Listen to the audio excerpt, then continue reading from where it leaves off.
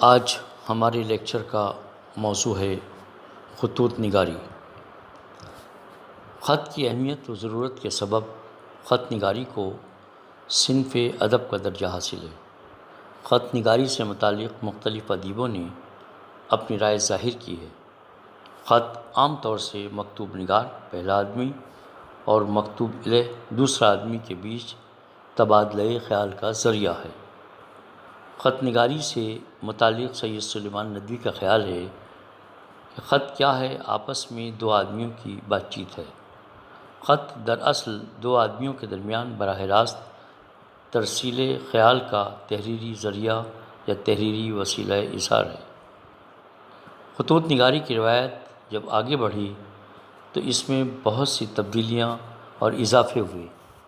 مثلاً ذریعہ رسل و رسائل نے ترقی کی، حکومتوں کا پھیلاؤ ہوا تو خطوط براہ راست لکھے اور بھیجے جانے لگے، اور زبان کی سادگی اور مضمون کے اختصار پر بھی کچھ توجہ دی جانے لگی۔ خط نویس کا ادب سے گہرا رشتہ ہے۔ خط اردو نثر کا ایک اہم حصہ بن گیا تو مولوی عبدالحق صاحب اس سلسلے میں اپنی رائے کا اظہار اس طرح کرتے ہیں: ادب میں سینکڑوں دل کشیاں موجود ہیں، اس کی بے شمار ادائیں ہیں، ان گنت گھاتے ہیں، لیکن خطوط میں جو جادو ہے وہ اس کی کسی ادا میں نہیں۔ نظم ہو، ناول ہو، ڈرامہ ہو یا کوئی مضمون ہو، غرض ادب کی تمام اصناف میں سند گری کرنی پڑتی ہے، اور سند گری کی عمر بہت تھوڑی ہوتی ہے۔ اس اقتباس سے واضح ہوتا ہے کہ خط لکھنا دراصل ایک فن ہے، اور خطوط نویسی ادب کی دلکش اور جاندار صنف ہے۔ اچھے خط کی پہچان بے ساختگی ہے، سادگی، بے ریائی، دردمندی اور اخلاص خط نگاری کے اصل جوہر ہیں۔ یہی خصوصیات اس صنف کو نہ صرف ادب کا حصہ بناتی ہے بلکہ اس میں جاذبیت اور تاثر بھی پیدا کرتی ہے۔ اردو خطوط نگاری کی تاریخ زیادہ پرانی نہیں ہے، اور نہ ہی اردو زبان کی عمر زیادہ ہے۔ اس کے باوجود اردو ادب کا دامن خطوط نگاری کے ادب کی دولت سے مالا مال نظر آتا ہے۔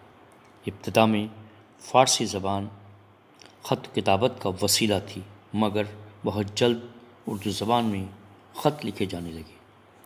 ملک کے بدلتے ہوئے سیاسی و سماجی اور تمدنی حالات نے اردو نثر کی دیگر اصناف کے ساتھ ہی خطوط نویسی کو بھی متاثر کیا، اور رفتہ رفتہ خطوط میں اسلوب کی سادگی، اختصار، بے تکلفی اور ادبی لطافت پر توجہ دی جانے لگی۔ اس طرح 19ویں صدی کے ادب میں اردو خطوط نثر کی ترقی کا اہم ذریعہ بن گئے۔ اردو میں خطوط نویسی کس کے ذریعے شروع ہوئی، یہ ایک الجھا ہوا مسئلہ ہے۔ یوں تو عام طور پر غالب کو اردو خطوط نویسی کا موجد مانا جاتا ہے، مگر غالب سے پہلے بھی اردو خطوط نویس موجود تھے۔ اس سلسلے میں علماء ادب کی مختلف آراء ہیں۔ مثلاً احسن ماں رہروی کا خیال ہے کہ اردو زبان میں خطوط نویسی کی ابتدا مرزا غالب نے کی، لیکن مالک رام کچھ اور لکھتے ہیں۔ ان کا خیال ہے کہ غالب سے پہلے فسانہ عجائب والے رجب علی بیگ سرور نے خطوط لکھے اور شائع بھی کیے، اور یوں اکا دکا خط تو کئی اصحاب کے بھی ملتے ہیں۔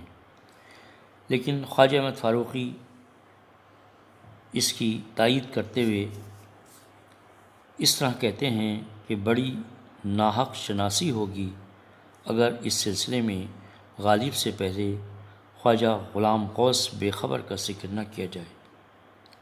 مجنوں نے مرزا غالب سے قبل اس میدان میں قدم رکھا، اور 1849 ہی میں مکتوب نگاری کو فنی خیرات پر چڑھایا۔